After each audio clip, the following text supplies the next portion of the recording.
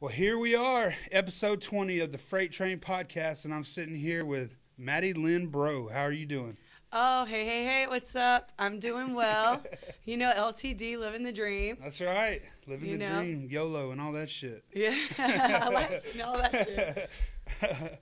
So we're just starting out. Yeah, there's no rhyme or reason to this thing. Now, I want to pick back up just a little bit. Well, let's let you introduce yourself first. If for some crazy reason there's somebody who doesn't know who you are, tell us just a little bit about yourself. Okay, so my name's Mattie Lyn Breaux. You may or may not have seen me on CMT's Party Down South. We were the #1 hit show. I'm not bragging. You were? But fastest rising show. Yeah, so I did 5 seasons. I think a total about 56 episodes, not including the specials we did. Changed my life. I'm from Gaines, Louisiana. Population maybe 1,000. Like if you pass the red light, wow, you've passed my town. I think it's like 5 miles, at least 5 or 6 miles of sugar cane before you get to your first house. Jeez. Yeah, so I thought I was never sheltered. Yeah, right. Okay, yeah. Like when I started Party Down South, I started living. Mm-hmm. So, of course, no regrets. I'm very thankful, blessed, grateful, so awesome. Whatever. Yeah, so that's how you may or may not know me. And if you don't, you can still check it out. So. Right on. And just let's just get it out of the way. You can find Mattie on Instagram, Twitter, Facebook, all the social platforms. I think it's just Mattie B on Instagram. It's all a little different. My Instagram is my full name, which is Mattie Lyn Breaux. Oh, okay. Sorry about that. And then if you look on my Instagram from there, you can find my Snapchat, and my Twitter is just Mattie L Breaux, and Facebook same. Just search Mattie Lyn Breaux. Okay. Yeah. Right on. So everybody go follow her right now. Let's follow, and that's kind of what we were talking about a while ago was followers. Even though we're telling everybody to go follow you, it's like, you know, what were you saying? That because I wanted to stop and pick back up for the content. Oh, yeah. So we just started a conversation, and we were talking about, of course, followers. And for me, my biggest thing is, what if Instagram, Facebook, and Twitter, you woke up and it wasn't there? How would your life be different? Exactly. How would you be living?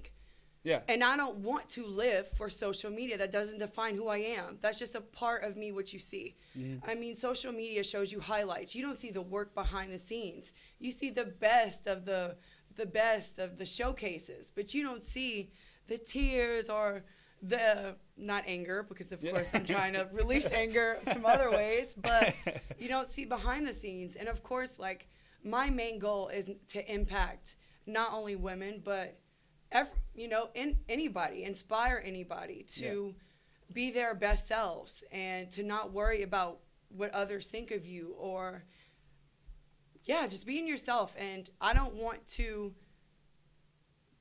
everything to be about social media. Like, my biggest thing, I'm a very religious woman. Like, Hitler had millions, Jesus had 12.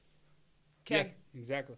You know, and I think all too often we focus on who are you and how many followers you have and who do you know, and it's like, forget all that stuff, because if it was here tomorrow, would you still be the same person? Exactly. You know, and that's every day I wake up and I tell that to myself, you know, to keep myself humble. And I actually watched a podcast, not a YouTube video. His name was Neil Donald Walsh. Actually, it was a friend sent it to me. And it was about abundance. And he was like, we are all the same. When you start thinking that someone is better than you, that's when they start catching up. So that's just one of my focuses. Well, that's really refreshing to hear that take on it, because, you know, this podcast is mainly revolving around the country music world and things like that. And so, you know, it's something that when you talk about that, something reminds me of, so you heard of Granger Smith? Oh, yeah. Country artist? Okay, so I like, what's his Earl Dibbles Jr. Okay. All right. So that's like an alter ego kind of thing. Yeah. And, you know, there are people out there who think that that's a real person that lives their real life like that. Yeah. And it's just like you said, it's social media, it's an act, it's a bit, but some people are so enthralled with social media that they can't separate real life from a joke. No, a bit. Yeah, they don't know how to separate it, and they don't. But I guess if you're not also in the industry, you don't know how it works. True that. That's very Because, true. I mean, I came from a small town, and I was cutting hair. I believed everything on TV. Everything I saw, I thought it was real love. I thought it was this. I mean, I feel like you have to be in the industry or in entertainment itself to understand the concept and how it works. And I mean, it's not what you think. It's not always what you think it is. Yeah. So I want to back up just a little bit because obviously I wanted that conversation to come out on tape. But going back to Party Down South. So you said you did 5 seasons. So that's the first one was in South Carolina, Murals Inlet, and then Athens, Georgia, and then Savannah, Georgia. Biloxi, Mississippi, St. Oh, Peter's. Biloxi. Okay. Then St. Petersburg, Florida, then Savannah, Georgia. Okay. That is a hell of a time in all those places. Yeah, and we traveled to Miami, Cabo. We went to Columbus. We did NASCAR. Oh, that's right, because you did trips within the show. That's right. I was in the pit for a NASCAR race. That's crazy. Like, I met the Dillons, Ty Dillon, his brother. I mean, the people I met and the things I did would have never happened if it wasn't for Party Down South. That's so awesome. No regrets. I mean, did I 100%. do some crazy stuff? Yes. Who doesn't? Mine is just filmed. That's all. Yeah. Judge me. I don't think you get judged as much as you might think. I mean, I don't know, but because obviously doing research and prepping for this interview, I thought I would see things too that, like, people just hating all the time, and I personally didn't see a lot of it. Now, I'm not gonna lie, I didn't spend hours upon hours. I hope not. Looking. I hope not. But if so, we'll have to talk after this interview. Yeah, no, not at all. But yeah, I didn't see people hating at all. So I don't think anybody judges you. But so how did the process start? Like, because you're sitting here and you can see me. I'm a big guy. My listeners kind of know my story. But I was actually in the process for The Biggest Loser at one point. Okay. And so all the hotel interviews and all that stuff. Oh, and yeah. I've never explained it to the listeners here, and I don't know if I'm going to. But anyway, so I don't know if that's how your process kind of worked. But, how did you hear about it? Like, well, I was actually I was the last person found. oh, really? So I had a friend call me up, and he's like, hey, look, I got a condo for mullet toss.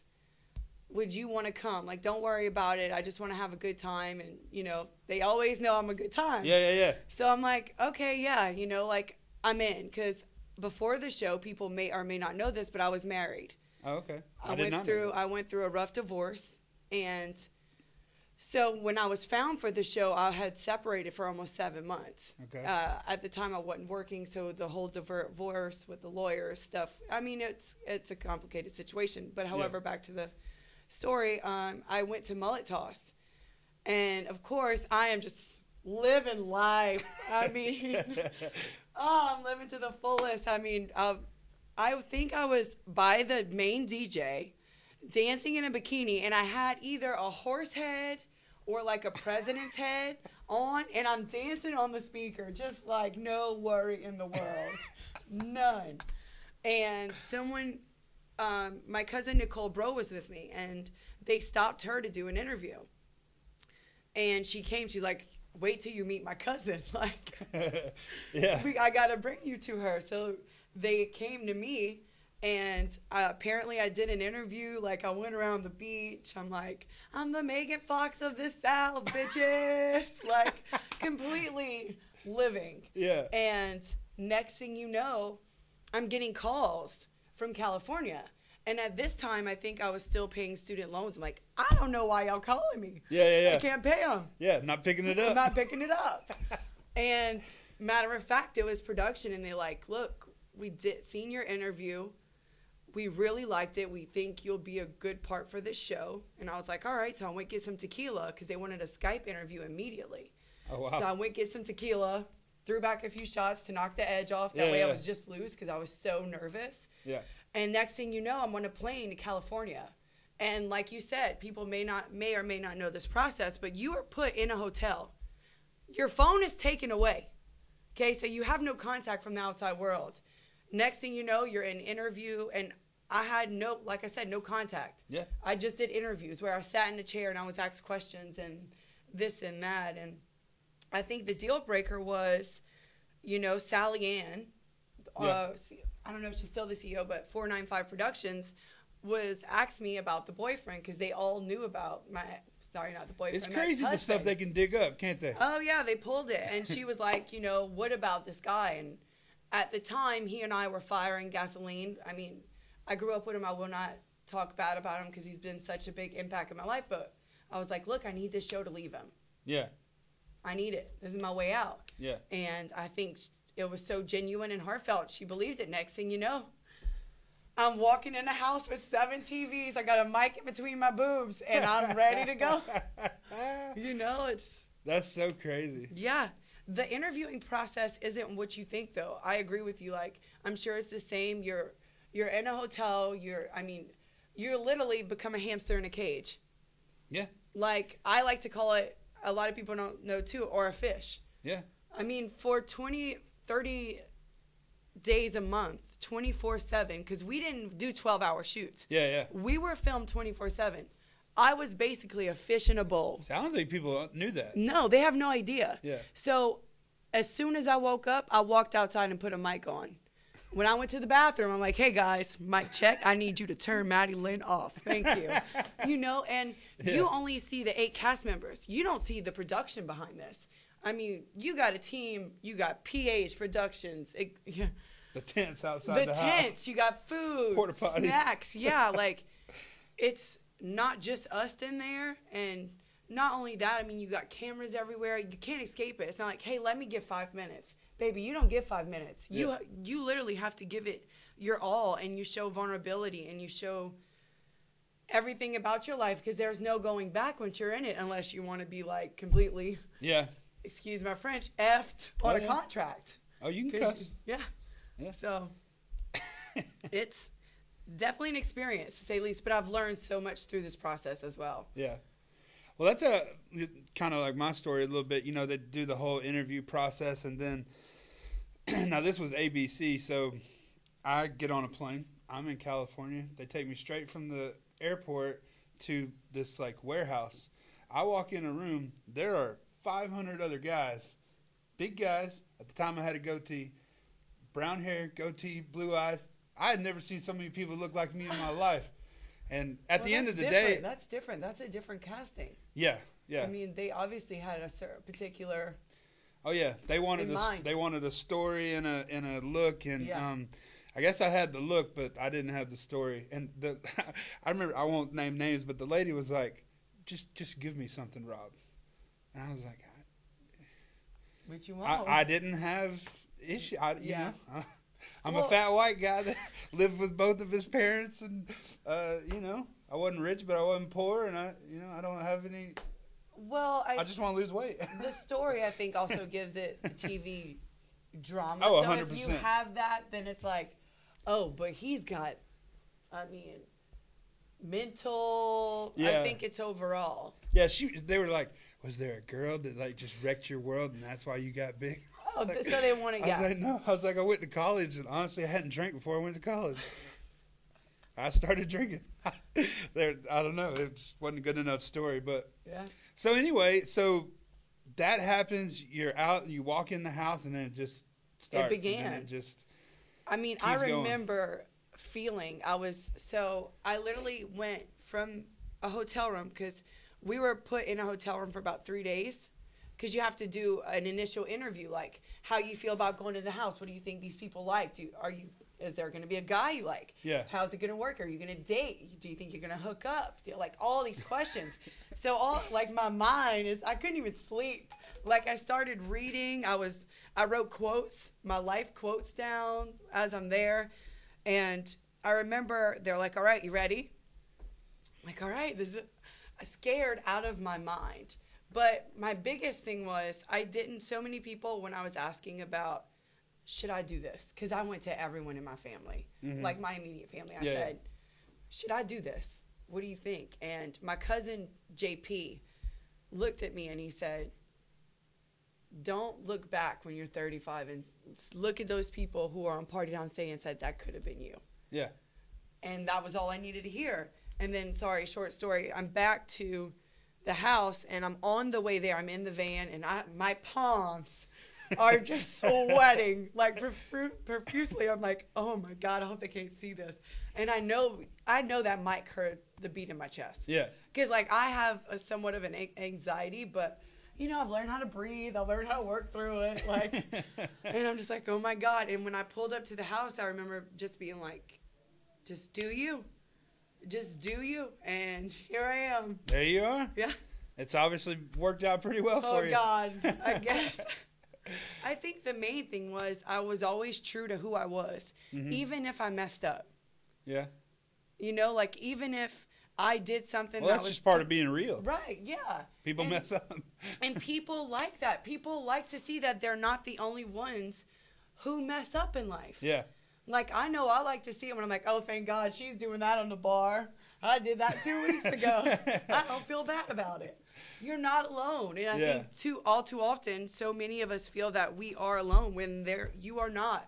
Yeah. You know, and we were at CMT and we did not a full-on media training, but we had to undergo camera, like learn the camera. And I don't remember her name, but everything she said stuck with me. And she said her biggest thing was be vocal about everything you think. That way people understand who you are as a woman. Yeah.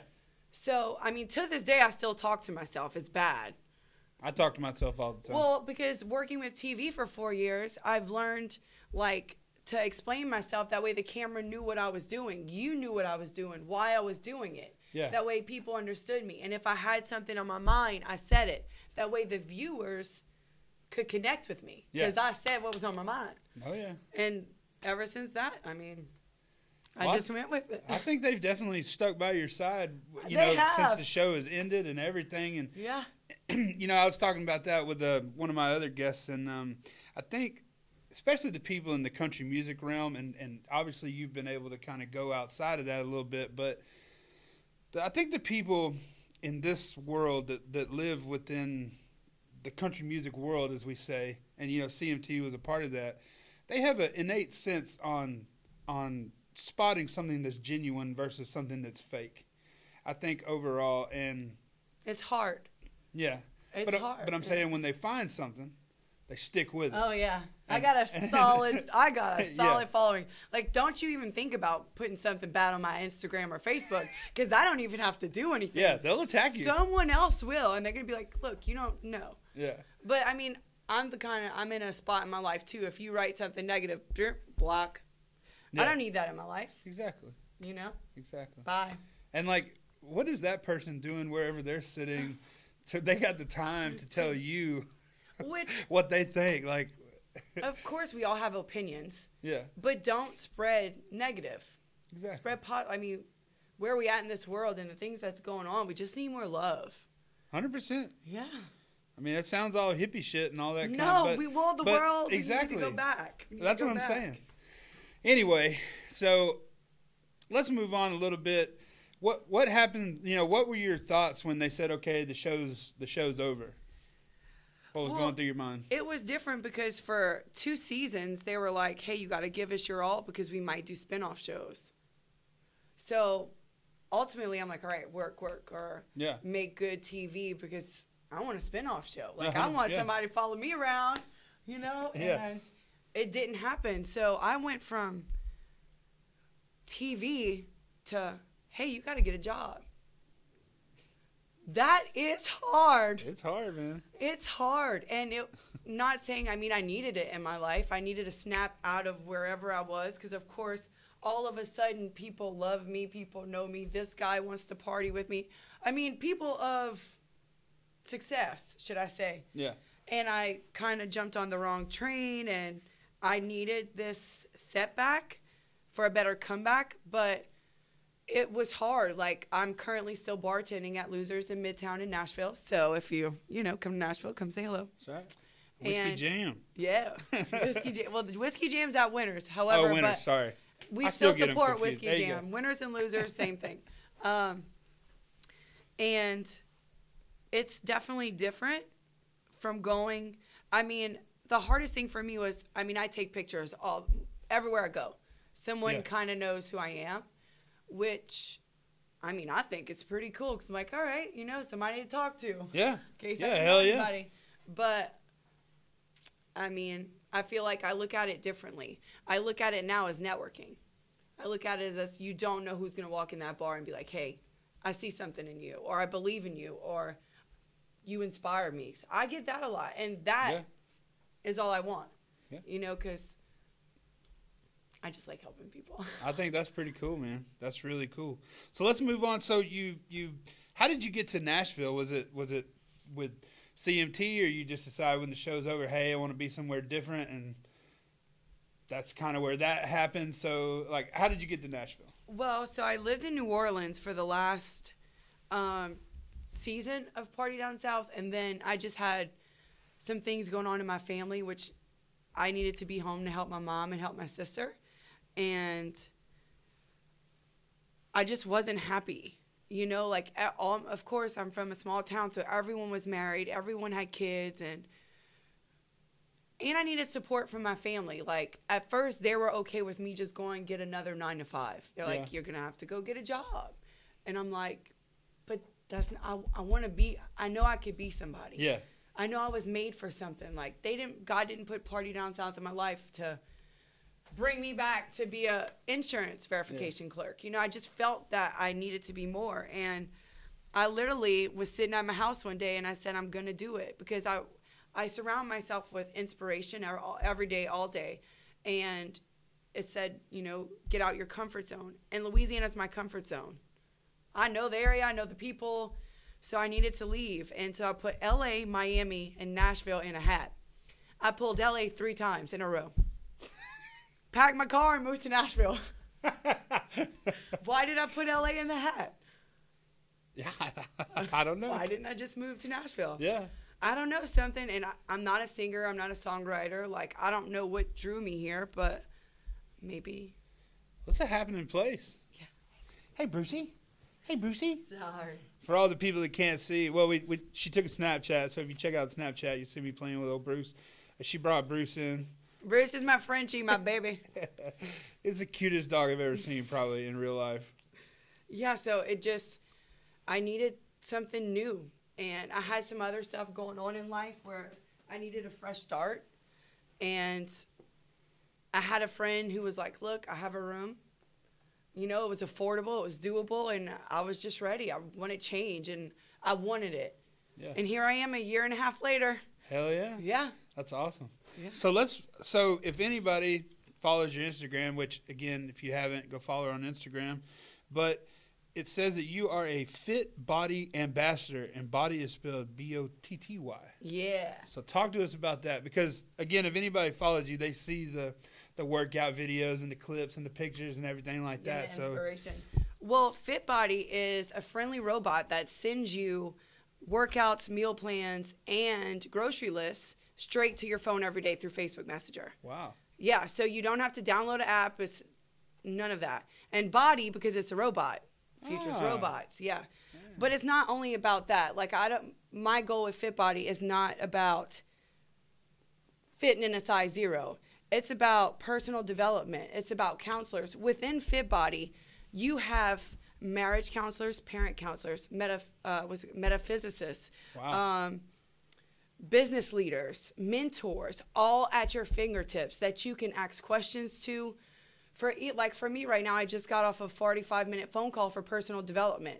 What works for me, saying my weaknesses, writing down my goals. Just people of success doing live videos, sharing what works with them for, like I said, personal development. So it's just becoming a better you. Of course, being healthy is also a key factor. So you get these workouts and these regimens inside, but you also get, I feel like, those people that you have these connections with, that's where it's at, self-growth. Well, that sounds amazing, actually. Yeah. Me and my wife right now are on day, I don't remember what day, but we're doing the Whole 30 thing. Oh, yeah. For the second time now, and it works, but I don't know. It's consistency. Well, but what you're talking about sounds really cool. Well, what's good about it, like, I can actually, people can't see this, but I can show you an example of what I get through Messenger every day, through Facebook, because everybody has Facebook already. Yeah. So you get a meal plan of the day. You can get so every day you have certain things that you can do, and you can pick it. You can get a vegan diet, you can get paleo, you could get shredded, just depending on what you like. And then you get personal development, so you get a lesson and a book of the month to read. And then you get groceries, anything substitutions, and then to do just supplements, cleanses, on the go resources. And not that, like I said, it's the people also in the group. They hold you accountable. You have people there who want to help you and who want to see you do better. You're surrounded with people of the same mindset as you right now. Like, hey, I want to be a better person. Yeah. You become a community. And that's the ultimate goal, is to grow and help people get better, work better, and find their purpose and their passion, and to be okay with saying, hey, this is my weaknesses. That's hard for me. It's hard for a lot of people. The personal development guy, his name's Ryan Brown. He was like, well, what is your weaknesses? And I'm like, all right, I'm going to let it out. I'm going to tell you what I'm weak at. That way I can work on it. Yeah. And that's what it's all about, is just being open and being honest to yourself and staying committed and doing the best you can. And that's what Fit Body's about. That's really cool. It is. Check. I have the link in my Instagram bio and on my Facebook or on my social medias. If you want to check it out, we do in a 7-day free trial. Awesome. So you can see if you like it. It's, like I said, a lot of it too, I just love the people that you're able to connect with. Yeah.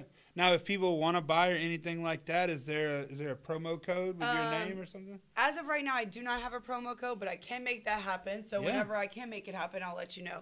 But like I said, it's the link in my bio. Okay. Awesome. Yeah. So everybody, like she just said, go check out that link in her bio for the Fit Body. I'm going to check it out because that sounds amazing. We have a video for you to watch it. And if you or anybody has questions, we're here to help. Awesome. That's what it's about. That's so cool. Yeah. That's so it's cool. It's the future. Robots. Come on. Robots. That's right. That's right. God. Is that good or no? Well, we're going to take a break real quick, and I got to talk about my buddies over at Kings Creek Apparel. Mattie can see my hat here. And for all of you out there, if you've seen the When It Rains, It Pours video by Luke Combs, or you can go check out Kings Creek Apparel at kingscreekapparel.com. They got all kinds of cool shirts and hats and just leisure gear. So go check them out. Again, it's kingscreekapparel.com. So, Mattie, getting back to all this, do you keep up with anybody from Party Down South? I see sometimes some of the girls you keep in contact with. Do you ever and who was it? Was it Ryan, Daddy, whoever? I keep in touch with Daddy, Hannah, and Tiffany the most. Okay. Yeah. Well, I actually am going to be having some webisodes coming out. Oh, awesome. I can't give you too much information, but like I said, follow me on my social media, and we're about to have some webisodes coming out. Well, that's pretty cool. Yeah, it's not completely over, guys. Hey. I'm working. I'm not going anywhere. I'm not going anywhere. Well, that's awesome. Well, Mattie, thank you for taking time out of your day and coming to talk with me. This has been awesome. I know. I'm like, woo. Feels good. There you go. All right. Well, thank you.